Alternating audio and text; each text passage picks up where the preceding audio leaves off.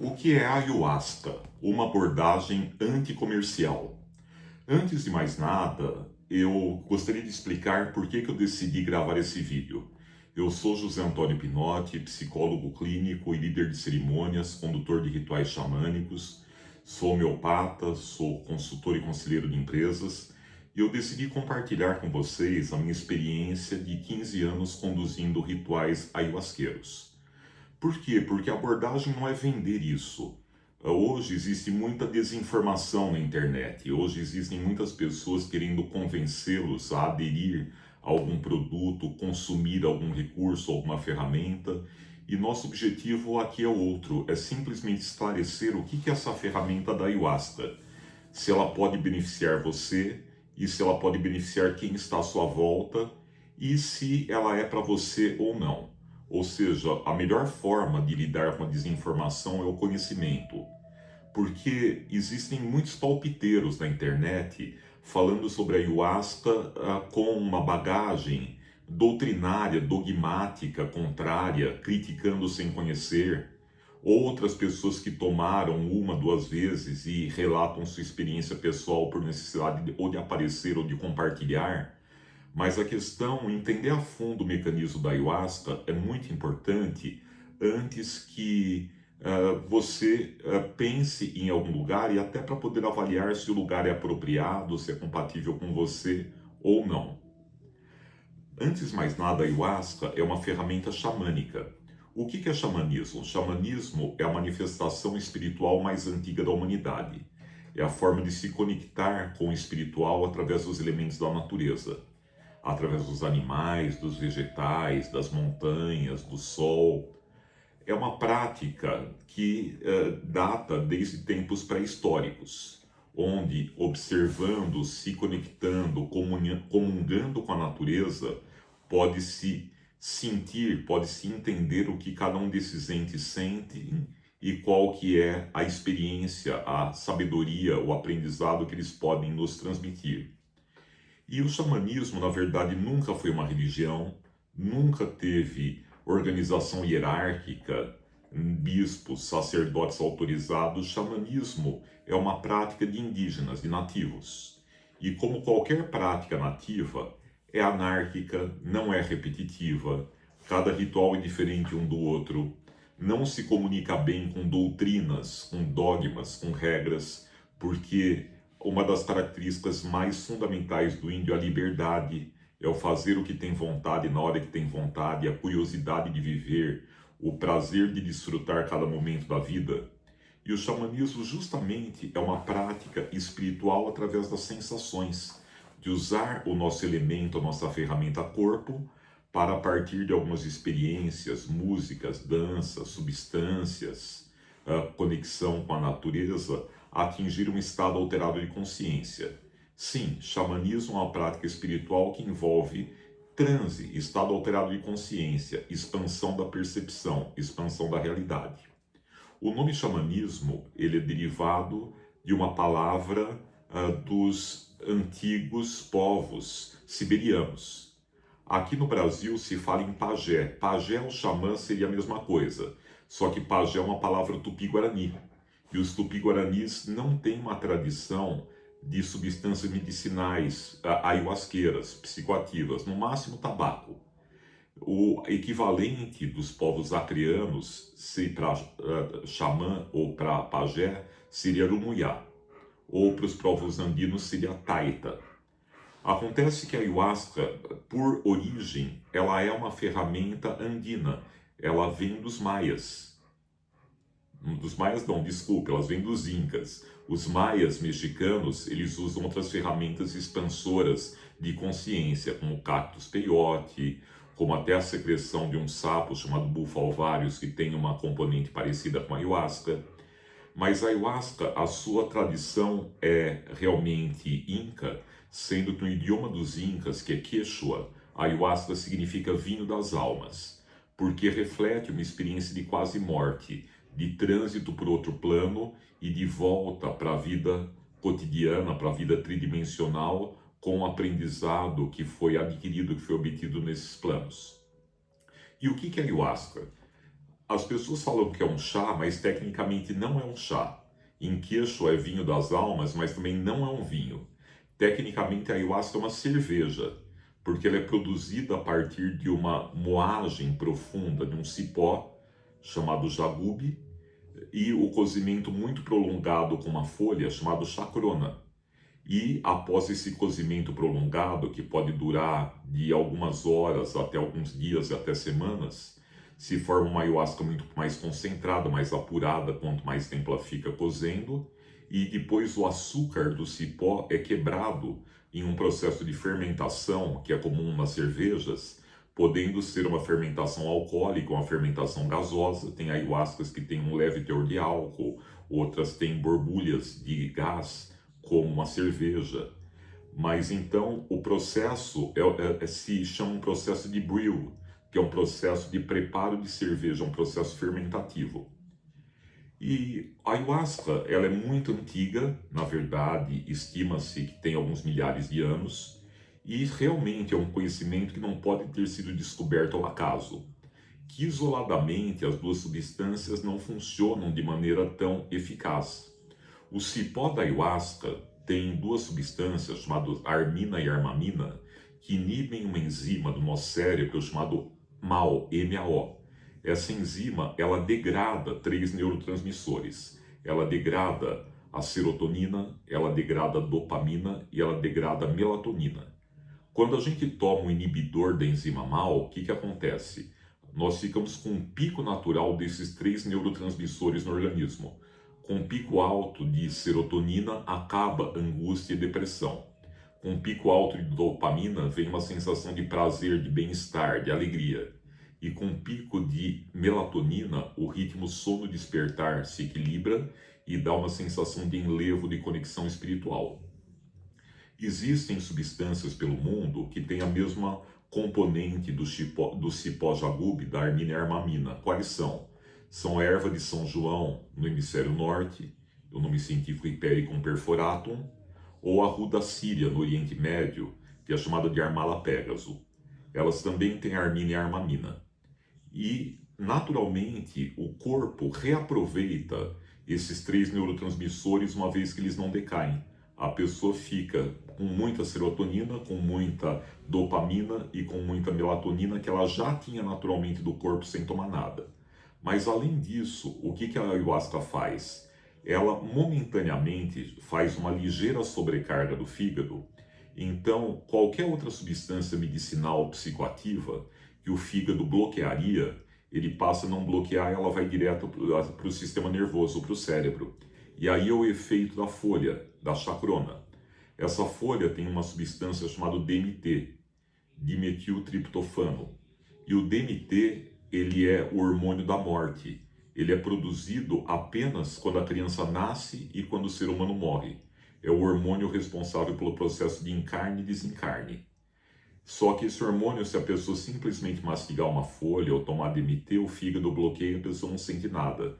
Quando ele é associado à armina e armamina do cipó, ele vai direto para o cérebro e aí a pessoa passa a ter visões, passa a ter as mirações, que são as experiências psicodélicas da ayahuasca. Ou seja, a ayahuasca é um princípio psicoativo. A ayahuasca permite uma viagem interior. Ela é considerada um enteógeno, é uma substância que coloca em contato com Deus interno, uma substância que nos mostra detalhes sobre nós mesmos, sobre o passado, sobre o futuro, sobre os outros seres, que nos permite entender a dinâmica da natureza, voar dentro do corpo de um pássaro, cavalgar dentro do corpo de um animal, sentir o que o outro sente, aprender o que o outro aprendeu, para que assim nós possamos nos transformar. E é um aprendizado muito intenso, e como a maioria das substâncias medicinais indígenas, elas são intensas, o sabor é claro que não é agradável. Eu costumo brincar que índio não faz nada com sabor de morango, porque o índio não tem o mesmo desejo que nós de buscar o prazer e se esquivar da dor. Ele abraça as experiências agradáveis e desagradáveis com a mesma curiosidade, como ferramentas de aprendizado. O sabor da ayahuasca realmente não é bom, é ao mesmo tempo azedo, amargo, ácido, às vezes adocicado. Só que uma vez que a pessoa tome, e depois, quando passa a fazer efeito, vem a parte interessante. Vem as visões, a expansão da consciência, os insights, o aprendizado, vem o verdadeiro download de muitas informações. Existem experimentos de eletroencefalograma que detectaram que a sinapse neuronal, a atividade elétrica do cérebro, após a ingestão de ayahuasca, fica extremamente acelerada, principalmente em núcleos do cérebro ligados à visão, o que permite essas visões em caleidoscópio e uma série de imagens que ela traz para nós. Mas como que ela funciona, afinal? E para que ela serve? Para quem que ela serve?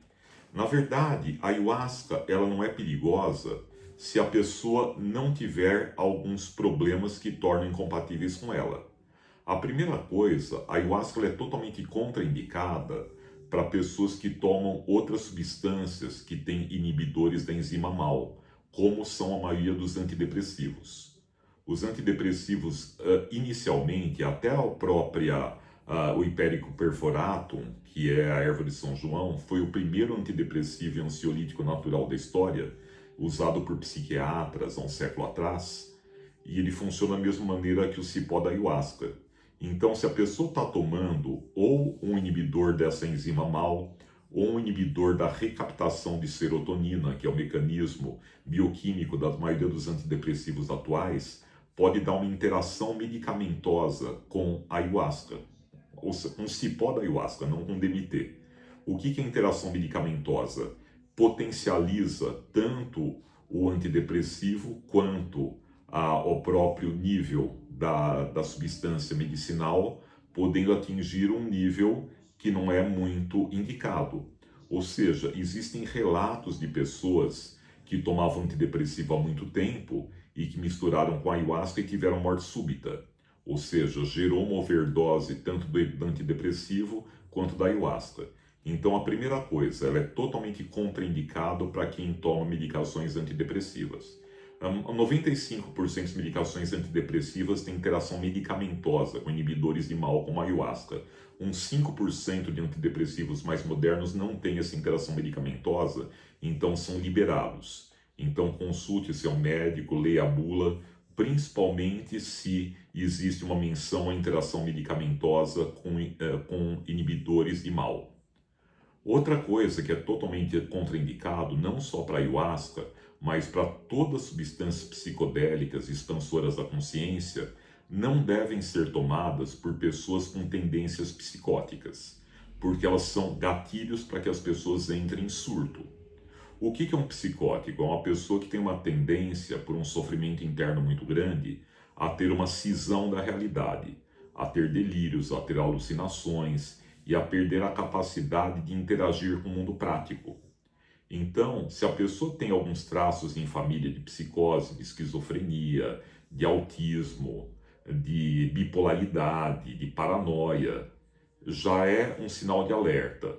E aí, através de questionários ou até da observação de um profissional da área de saúde, dá para identificar se a pessoa tem algum núcleo mais intenso de tendência psicótica, e aí seria contraindicada a ayahuasca. Contraindicada por quê? Não é que ela é proibida, é que a pessoa pode dar trabalho para o condutor do ritual e pode atrapalhar a dinâmica dos outros participantes. A ayahuasca deixa todos hipersensíveis a sons, a luzes. Se uma pessoa que é sem noção, surta, começa a fazer barulho, começa a falar, ela atrapalha a dinâmica de todos os outros participantes.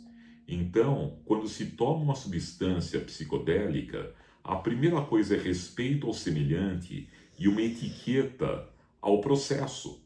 Você não tem o direito de atrapalhar ninguém, você não tem direito de dar um trabalho que tire o foco da condução do trabalho para todo o resto do grupo. Por isso que realmente é contraindicado que um psicótico faça um trabalho em grupo. Pode ser feito algum trabalho individual, com um terapeuta realmente capacitado para isso.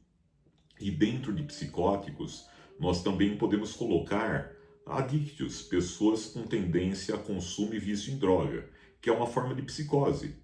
A pessoa que é compulsiva para o consumo de droga, ela busca estar num estado alterado continuamente. O consumo de droga é uma deturpação de um instinto de transcendência, de contato com uma realidade além da tridimensional. Então, muitos grupos transformam as sessões de ayahuasca em clínica de desintoxicação. Isso não é compatível a um trabalho de expansão da consciência, de jornada espiritual com uma clínica de desintoxicação. Pode ser feito as duas coisas, mas a recomendação é que sejam feitas separadas.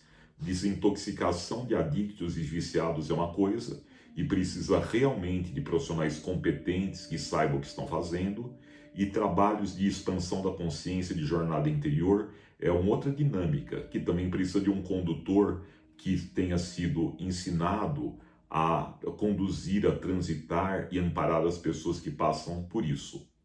Por isso, realmente é contraindicado para pessoas que têm essa tendência psicótica.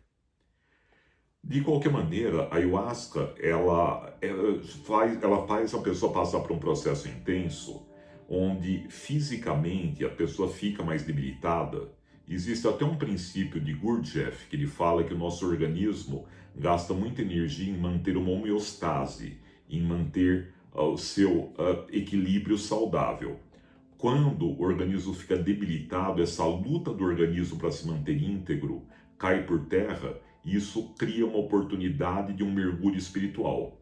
Gurdjieff aproveitava alunos que tinham gripe, que tinham febre, para praticar meditações mais intensas, porque eles estavam num fiapinho de ligação com a vida, então a conexão com sensações além da vida seriam mais fortes. Ou seja, a ayahuasca faz com que a pessoa fique debilitada durante o ritual, ou seja, os chakras inferiores, como o chakra raiz, que é o chakra da sobrevivência, o chakra sexual e o chakra do estômago, eles ficam desenergizados, a energia sobe para os chakras superiores. E aí dá uma sensação de moleza, de cansaço, tanto que nos rituais xamânicos geralmente são feitos de noite, com as pessoas deitadas, com as pessoas quietinhas no próprio canto, para não usarem muito o próprio corpo físico. Existem outras substâncias medicinais xamânicas, como os cactos, o peiote, o São Pedro, que dão vigor físico, que aí até dá durante os rituais para a pessoa fazer caminhadas, danças intensas, desde que tenha uma supervisão. Mas de qualquer maneira, a ayahuasca dá uma certa moleza, tanto que pessoas mais velhas, muito cansadas, muito debilitadas, podem sentir o processo um pouco cansativo. E como eu falei que ela acaba enfraquecendo a energia do estômago, ela gera náuseas, ou seja, é muito comum vômitos, que são chamados de processo de limpeza e de purificação. Tanto que nós até mudamos o termo, ninguém fala num processo ayahuasqueiro que a pessoa passou mal, que vomitar não é passar mal, vomitar é passar bem, porque no momento do vômito solta a couraça do diafragma e relaxa toda a estrutura que prende as emoções. Então é muito comum após o vômito o trabalho ficar mais aprofundado e trazer uma sensação de êxtase. O vômito não é desagradável, pelo contrário, ele é muito agradável e dá uma sensação de êxtase depois que ele ocorre, de alívio. Mas não necessariamente as pessoas precisam vomitar, isso depende de várias coisas. Ingestão muito grande de líquido, de água. A recomendação é quando começa o ritual não se beba mais água. Mesmo que fique com gosto amargo na boca, tentar evitar a salivação cuspindo. Geralmente nós recomendamos que as pessoas deitem os seus colchonetes de lado com a toalha do lado do rosto e deixem a saliva sair. Quanto menos saliva se engolir e quanto menos água se ingerir, menor a náusea e menor a necessidade de vomitar. Mas de qualquer maneira, se vomitar, ótimo, a purificação. Se não vomitar, também tudo bem, não tem problema. Alguns processos de purificação mais não tão usuais são diarreia, ou choro, ou lacrimejar, ou nariz escorrendo. Ou seja, os processos de secreção funcionam como processos de eliminação de purificação energética.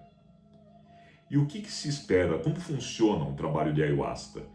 A primeira coisa é que a ayahuasca, como eu falei, ela veio de uma tradição dos incas e de dois povos, de duas grandes etnias descendentes dos Incas, que são os índios Shipibos do Peru e são os índios Axanincas.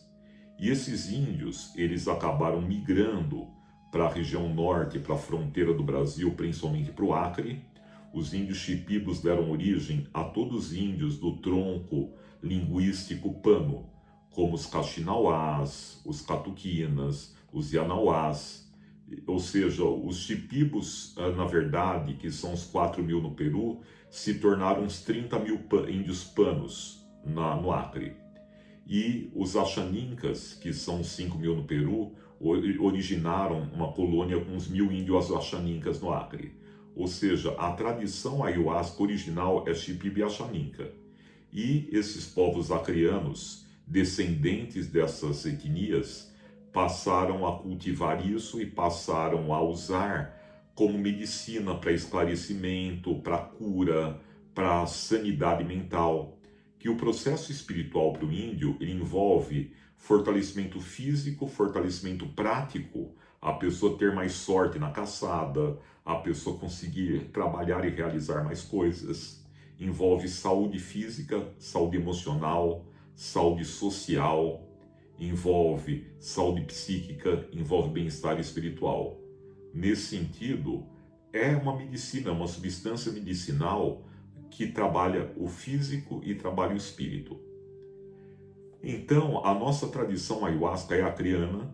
O Brasil é o país com o maior número de índios do planeta. Nós temos atualmente 1 milhão de indígenas no Brasil, ou seja, é o país com o maior número de índios de todo o planeta. E também nós temos a maior quantidade de índios não contatados, nunca contatados, não civilizados. Existem mais ou menos umas 100, 150 tribos de índios jamais contatados, a maioria canibais, também na região do oeste amazônico. E esses índios, quando eles têm essa influência peruana, eles são índios ayahuasqueiros. Outros índios do Brasil não usavam ayahuasca, mas o índio tem uma busca natural pela peregrinação nos outros planos, pela peregrinação multidimensional. Então o índio gosta do estado de transe, do estado alterado de consciência, para ter uma clareza, para ter respostas, para conseguir rever a sua vida e entender o mundo de um panorama mais amplo. E a ayahuasca acabou se disseminando para outras comunidades indígenas do Brasil e chegou até os grandes centros urbanos, chegou até os brancos. E também existia uma coisa no começo do século XX, que os seringueiros do Acre, que tinham origem nordestina, acabaram tendo contato com os índios e acabaram tomando a ayahuasca, e isso deu origem a algumas igrejas, algumas religiões caboclas, que na verdade usam a substância ayahuasca sem a ritualística ayahuasqueira, ou seja, muito mais como religiões cristãs, onde essas religiões, as igrejas principais, são o Santo Daime, a UDV, a União do Vegetal e a Barquinha, todas da região do norte do país. E eles tomam ayahuasca, rezam, cantam, dançam, dentro de um sincretismo religioso, misturando traços africanos, católicos, protestantes e até indígenas, mas a dinâmica é totalmente diferente, porque o índio não gosta de ser doutrinado, o índio vai para um ritual para ter um mergulho interior, não para ser instruído, não para ter aula, não para ouvir palestra, não para repetir um inário com doutrinas e com dogmas. Então, nesse ponto, essas igrejas cristãs, elas não podem ser chamadas de xamânicas. Elas têm sua validade, elas têm sua utilidade, elas divulgaram a ayahuasca para todo mundo, até porque é muito mais fácil de entender um caminho de substâncias expansoras da consciência misturado a uma fé religiosa mais parecido com o contexto que a pessoa foi criada. Então, essa fusão da fé cristã, da fé afro, com a ayahuasca deu origem a essas igrejas caboclas, que, na verdade, tem uma utilidade, onde eles se aperfeiçoaram no preparo, no cozimento e até na expansão internacional da ayahuasca. Só que aí deixa de ser trabalho xamânico porque entra um trabalho forte de doutrinação, de conduta, e o índio tem uma coisa não maniqueísta, tem uma coisa amoral, de não ficar dividindo o mundo entre certo e errado, punindo, condenando, atribuindo pecados, culpa, peso. Nada disso faz parte da tradição indígena. Basicamente, o ritual xamânico ele é feito de noite, ele é feito na penumbra, ele é feito com as pessoas ou deitadas ou sentadas num canto. Geralmente são rituais coletivos, ou às vezes para as pessoas mais avançadas individualmente, porque fazer um ritual individual mais complexo, porque a pessoa tem que saber se cuidar sozinha. O condutor do ritual, ele é responsável por invocar, por montar e por sustentar a egrégora. O que é egrégora? Egrégora é uma construção no plano sutil, energética, para dar suporte espiritual para o ritual. É como se fosse uma catedral no outro plano. Então, montar a egrégora é criar toda uma redoma energética para que as pessoas consigam passar pelo ritual com a maior proteção possível, com o maior bem-estar possível, para evitar bad trips. Por que bad trip? Porque a ayahuasca ela faz com que a pessoa confronte consigo mesma. Então, a pessoa pode olhar coisas do próprio passado que ela se negava a acreditar. A ayahuasca mexe muito com os medos do ser humano e mexe muito com o ego. O iniciante, na verdade, ele acaba gastando muito tempo em jornadas com sua história pessoal, onde ele lida com medos, com culpas, ele remoe passado, pede desculpa para familiares, lida com as mágoas acumuladas. Mas o mais bonito é quando a pessoa passa essa fase inicial e parte para o segundo andar da experiência, onde deixa de ser uma experiência pessoal e passa a ser transpessoal, passa a ser uma jornada, passa a ser um mergulho, passa a ser uma peregrinação no universo. Embora realmente muitas pessoas ficam no processo catártico. O que é catarse? É colocar para fora energias, sentimentos reprimidos. Ou seja, enquanto a pessoa está em processo catártico, chorando, sofrendo, com medo, ela está presa na sua biografia pessoal.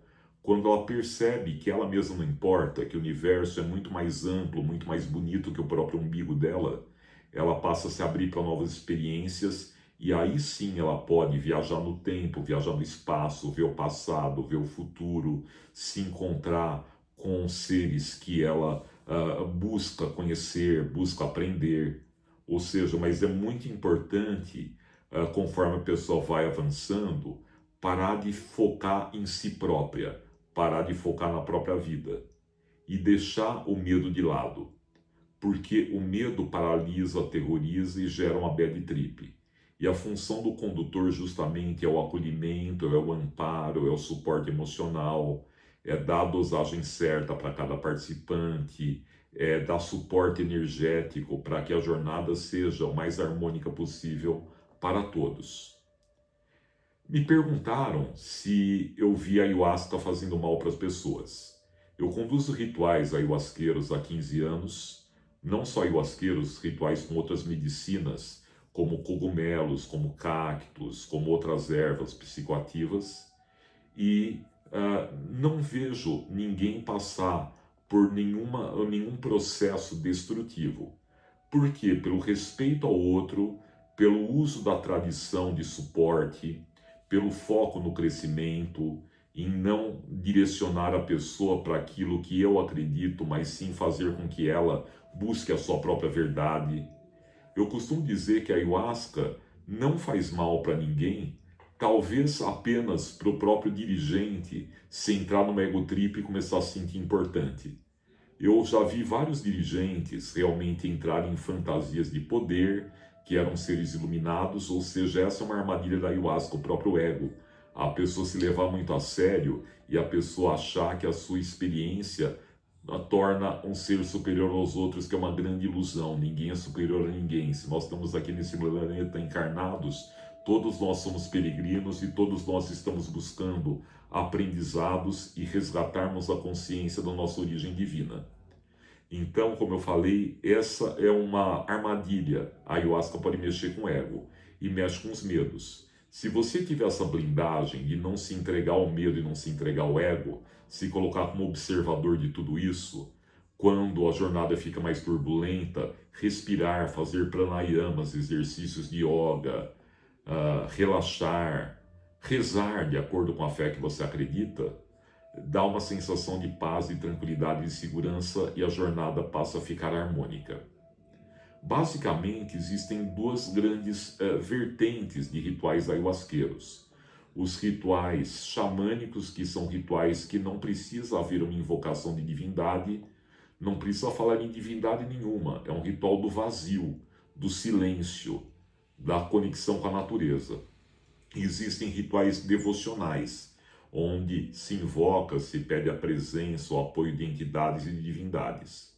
Os dois rituais são válidos, mas eles são diferentes. O ritual xamânico existe maior download de informações. Muitas vezes a pessoa termina o ritual com a impressão de que ela leu e absorveu dezenas de livros. Ela fica com conhecimento que ela não teria de onde ter obtido.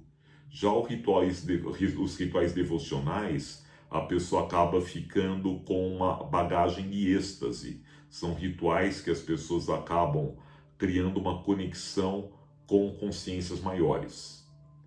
Todos são válidos, mas na verdade a gente tem que saber qual que é o propósito do ritual. E a terceira forma, que é a forma que menos tem a ver com índios, são os rituais de doutrinação. Eu sou muito receoso com essa história de doutrinar pessoas em estados alterados de consciência, porque vira uma lavagem cerebral. Nós não temos que dizer para a pessoa o que é que ela tem que acreditar, o que ela deve ou não deve fazer. A pessoa deve observar a si própria, deve constatar o que funciona, o que não funciona para ela. Não precisa de ninguém para ameaçar com punições, com culpas, com pecados. A própria autoanálise, a própria expansão da consciência torna o ser humano mais ético e torna o ser humano mais doce, mais amistoso e mais amoroso. Então, o processo doutrinário é desnecessário. Mesmo que tenha o processo devocional, a devoção deve ser pessoal, deve ser em silêncio. Ou seja, quanto menos se usar palavras na língua que a pessoa entende, ótimo, porque a palavra acelera a mente e a mente alimenta pensamentos. O mais interessante dos rituais xamânicos é quando você consegue parar os pensamentos e entrar em estado de meditação profunda. E dentro desse estado, o que acontece? Como que funciona a ayahuasca? Geralmente depende muito do grau da intensidade, da concentração da bebida, a quantidade necessária para ingerir. Ou seja, uma ayahuasca de cozimento mais rápido, chamado ayahuasca de primeiro grau, a pessoa chega a tomar até meio litro da ayahuasca, até 4 serviços de 150, 200 ml, para conseguir fazer um ritual de noite inteira. Já a ayahuasca mais concentrada, mais apurada, cozida por muito tempo, a pessoa consegue fazer um trabalho de 12 horas tomando apenas um copinho de café, 40, 50 ml. Na verdade, uma não é nem melhor nem pior do que a outra. Apenas pela nossa característica de morar em São Paulo, num grande centro urbano da logística, onde a ayahuasca tem que vir de fora. Vir de fora por quê? Porque demanda um tempo de cozimento muito grande, que geralmente é usado lenha, que no caso do sudeste ficaria muito caro. O cipó, ele é endêmico, ele é nativo na região do Acre amazônico, ou seja, o cipó eles cortam. É de graça, mas dá muito trabalho cortar um cipó de algumas toneladas, transportar pela selva para chegar até a casa de feitio. E as folhas, na verdade, a chacrona é da família do café. Tanto que até no Acre ela é cultivada, ela não é barata. As pessoas que plantam vendem por uns R$ 40 o quilo, e para um feitio de ayahuasca vão algumas centenas de quilos de folha. Então, é uma medicina que não é barata, ou seja, hoje um litro de ayahuasca custa de 300 a 600 reais aqui em São Paulo. Para quem assistir esse vídeo mais para frente, pense em alguma coisa em torno de 50 a 100 dólares o litro. E é praticado um ritual em São Paulo de uma ajuda de custo para cobrir despesas com as bebidas, com músicos, que os rituais têm todo um lado de apoio musical, com ambiente, com limpeza. Então, geralmente os rituais custam na faixa de 100 a 300 reais, ou seja, custam na faixa de 15 a 50 dólares por rituais. Na verdade, isso nem é para se gerar lucro. A maioria das pessoas que conduzem rituais ayahuasqueiros são pessoas muito bem intencionadas. Por quê? Porque é uma coisa trabalhosa, o suporte, o apoio que se dá para o participante. Então, o que eu tenho visto dentro dessa diversidade de grupos, tem gente mais inexperiente, tem gente mais despreparada, mas a maioria das pessoas são bem intencionadas.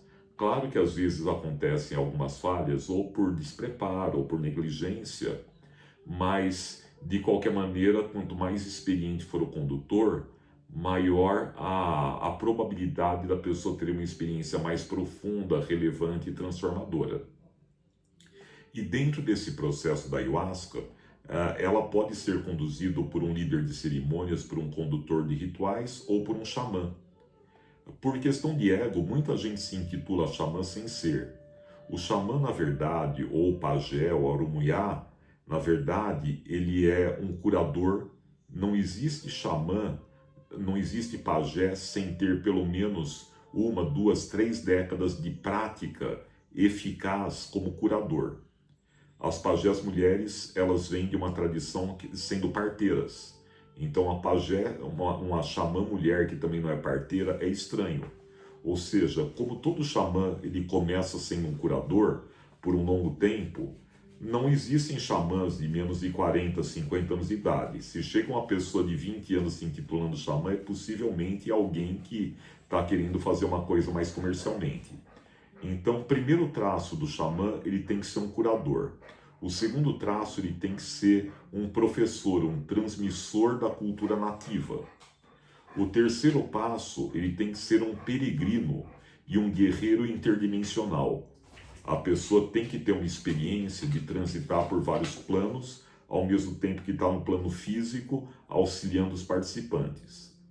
E outra coisa, o xamã também tem que ser uma pessoa que é um líder espiritual, com preparo ético, com preparo de ser construtivo para o semelhante e com uma compaixão, com a preocupação genuína em ser útil para o próximo. Isso é a base para se tornar xamã. Se você observar se uma pessoa não tem uma dessas características, ela pode até conduzir um ritual, se não tiver nenhuma intercorrência, o ritual pode funcionar, mas se tiver algum problema, dificilmente a pessoa vai conseguir segurar as pontas energeticamente. Então, para os catuquinas, que são a etnia que me adotou, onde eu morei e estudei com eles, eles definem o pajé, o urumuyá, como uma pessoa que vomita pelo outro. Porque o pajé é uma pessoa que usa o seu corpo físico como ferramenta para interagir com o espiritual de si próprio ou do outro. Então, o fato de conseguir entrar na energia do outro, vomitar pelo outro, chupar negatividade, converter em energia positiva, é a base para a pessoa se tornar um pajé. Se a pessoa não tem essa habilidade de entrar na energia e regular o outro através do seu próprio corpo, não vai ser um pajé.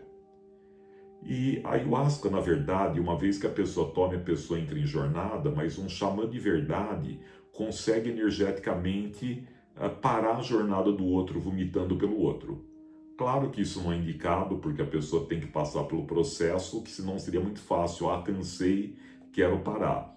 Não, mas eventualmente, se a pessoa tem uma emergência de família, se o filho sofre um acidente e a pessoa precisa sair correndo, dá para um condutor experiente tirar a pessoa da força da ayahuasca e a pessoa volta a ter uma vida normal dirigindo. E no processo da ayahuasca, ela demora de 10, 20 minutos a meia hora, 40 minutos para fazer efeito. Aí começa a surgir mirações, visões, o mundo começa a girar, dá um pouco de náusea.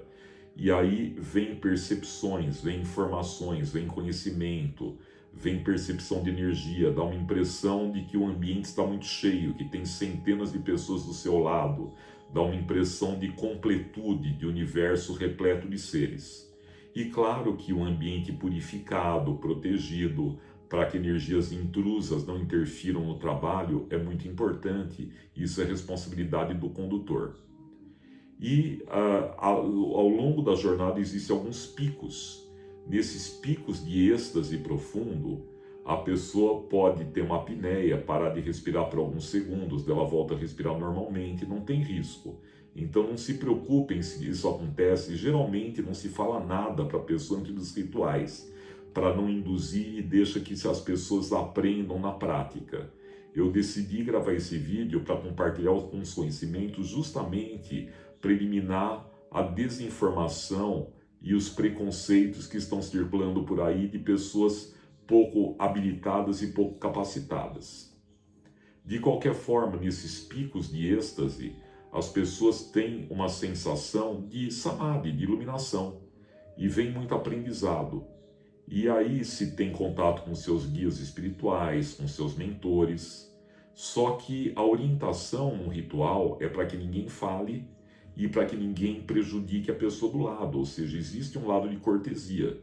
Num ritual ninguém toca ninguém, até para não entrar na energia do outro.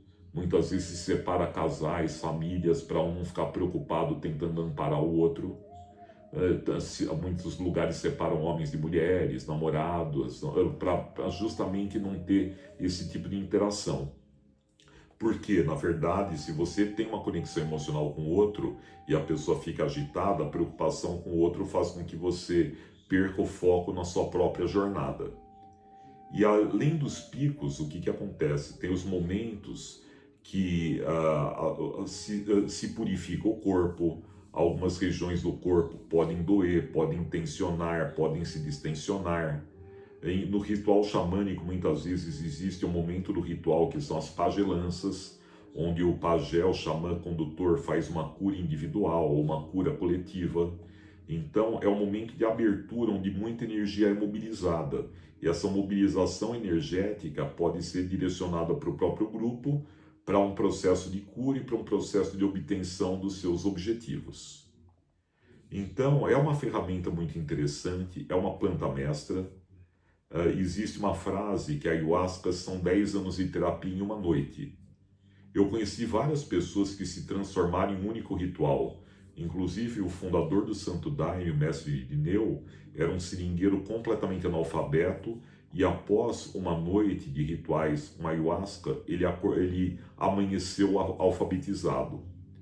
Existe um relato do Rodrigo Santoro, ator hollywoodiano brasileiro, onde ele não conseguia aprender inglês de jeito nenhum. Após uma sessão de ayahuasca no Peru, ele amanheceu o dia fluente em inglês. Ou seja, é muito mágico como as pessoas aprendem e se transformam. Eu vi realmente no Acre vários seringueiros, pessoas rudes, alguns até assassinos, se transformarem e virarem curadores, virarem pessoas generosas, pararem com todos os seus impulsos violentos. A criminalidade do Estado diminuiu muito. Existe todo um lado de uma consciência ética, de uma percepção como todos nós estamos interconectados, toda uma postura mais amorosa, mais acolhedora. Ou seja, a ayahuasca faz com que a pessoa entre em contato com a própria essência. Então, o recado que eu queria passar para vocês justamente é esse, que é uma ferramenta, pode ser muito útil para você se você aproveitá-la, se você estiver pronto. Não se preocupe, não tem perigo se você for bem amparado, estar no lugar certo, com pessoas conscientes. Se o seu intuito for só resolver um problema pessoal, se é uma purificação de drogas ou coisa do tipo, busque alguém que seja um xamã, um terapeuta habilitado. O que acontece também nesse meio xamânico, muita gente acaba se empolgando com a experiência e se intitula terapeuta sem ter preparo nenhum. Porque um terapeuta de verdade, além do conhecimento, precisa ter uma jornada pessoal, prática de transformação, precisa ter toda uma supervisão de alguém mais experiente que o oriente e o aconselhe em relação aos pacientes que ele está atendendo para trazer mais insights sobre o processo e, sobretudo, precisa de um profundo preparo ético para não entrar na sedução de dominar o outro, de impor pontos de vista ao outro, de impor valores ao outro. Então, essa história de terapeutas alternativos, E isso é uma coisa até muito mais perigosa do que os condutores de rituais. Eu falei que a maioria dos condutores rituais são pessoas bem intencionadas, alguns despreparados, alguns permitem que os grupos descambem, mas a maioria dos terapeutas alternativos são pessoas que não têm esse preparo nem ético, que têm apenas a técnica e acham que justamente usando a técnica podem ajudar as pessoas, às vezes ajudam e às vezes complicam. Então, se o seu caso for buscar um apoio terapêutico, pesquise, busque alguém com formação, busque alguém que tenha prática, que tenha uma formação supervisionada, que tenha experiência e que saiba o que está fazendo. Ou seja, muitas pessoas acabam achando que isso é uma fonte de renda, mas na verdade, quando a gente lida com a saúde mental com o ser humano, o respeito e a preocupação em não causar danos tem que ser a prioridade. De qualquer maneira, se não for o caso, se realmente você não estiver numa situação crítica buscando terapia, pense num grupo coletivo mais harmonioso. Outra coisa que também é contraindicado a ayahuasca, se a pessoa está num pico de desgraça da própria vida. Ou seja, uma pessoa que está se separando, uma pessoa que está passando por um luto, que acabou de morrer algum familiar, ou perdeu o emprego naquele dia. Ou seja, como eu falei, a ayahuasca mexe muito com medos e exacerba emoções. Então, se a pessoa está no fundo do poço, mas já está começando a escalada para subir o poço, para sair, a ayahuasca é bem-vinda, vai ajudar. Se a pessoa ainda está no fundo do poço e está em luto profundo e vai precisar curtir essa fossa por algum tempo, não é recomendado passar por o ritual da ayahuasca, que vai exacerbar as emoções e aí pode remoer essa dor, a culpa, o medo e trazer uma bad trip. Ou seja, a ayahuasca não é um pronto-socorro. A ayahuasca é uma consulta de um especialista. Um pronto-socorro, a pessoa vai no acidente. Depois ela vai no especialista para tentar tratar e sanear e se curar da sua estrutura. Existem outras substâncias medicinais que não chacoalham, não torcem a pessoa tanto por dentro. Mas a ayahuasca ela funciona como uma serpente, que ela nos engole, nos digere e nos cospe transformados. Então, se a pessoa está passando por uma situação extremamente complicada e não está conseguindo gerenciar a própria vida, é melhor esperar um pouco, é melhor tentar remodelar, tentar se realinhar e depois disso partir para um ritual ayahuasqueiro. De qualquer maneira, é uma planta mestra muito interessante. Muitas vezes ela pode ser combinada por outras plantas, mas isso só pode ser feito por um xamã experiente que conhece profundamente a dinâmica de todas as plantas, para ver se elas são compatíveis, se elas auxiliam, se elas bloqueiam a ayahuasca. E também é a história de misturar várias tradições diferentes. O brasileiro entrou numa coisa meio fusion, new age, eclética, sincrética, e começaram a fazer rituais misturebas, de Ganesha, Saci Pererê e Iemanjá. Geralmente esses rituais misturebas enfraquecem porque são pessoas que não têm um assentamento, uma fundamentação, uma vivência profunda em uma tradição e começam a pegar um pouquinho de cada coisa e nessa mistureba a mistura se torna mais fraca do que o original puro. Então, tentem buscar o ritual mais tradicional possível, que a pessoa, que o condutor tenha a vivência mais tradicional e não esses rituais muito fusions ecléticos que a pessoa tira para todo lado. E existem várias outras substâncias medicinais, xamânicas, que muitas vezes são usadas também em rituais, como o rapé, que funciona com um sopro de o tabaco com cinzas, com algumas medicinas, que a pessoa entra num estado alterado de consciência muito rápido, que dura uns 5, 10, 15 minutos. Existe um colírio chamado sananga, que arde muito e que também purifica os olhos, cura o sistema ocular e também facilita os insights e as visões. Existe o veneno do sapo, chamado cambô, que também é uma vacina imunológica, que também blinda a pessoa imunologicamente. São outras medicinas xamânicas. De qualquer maneira, vamos com calma, experimentem uma coisa com qualidade, com profundidade de cada vez. Busquem lugares que vocês conhecem, que vocês confiem, que tenham boas referências e se abram para uma nova percepção. A ayahuasca não é droga, não é escapismo, é diferente da experiência psicodélica, que a experiência psicodélica é recreativa e é mais solitária. A ayahuasca sempre tem a condução de uma pessoa experiente e o objetivo sempre é um salto de consciência espiritual. E aí a pessoa é amparada não só pelo condutor, pelas substâncias, pelos espíritos dos vegetais que entraram na fabricação da medicina, ou pelos espíritos animais que também acompanham o processo. Então é um ritual com muito amparo espiritual. E quanto mais amparo, maior a probabilidade da pessoa passar por uma jornada harmônica, suave e mais prazerosa. De qualquer maneira, é uma experiência transformadora, as pessoas ficam mais inteligentes, as pessoas aprendem coisas que às vezes demoram décadas em terapia e conseguem se transformar. Então, é uma ferramenta de dinamização da consciência humana. Eu quero agradecer pela presença de vocês, de terem passado esses 50 minutos ouvindo essas palavras e desejar para vocês um caminho de muita luz, de muita paz, de muita saúde e muita felicidade. Arro!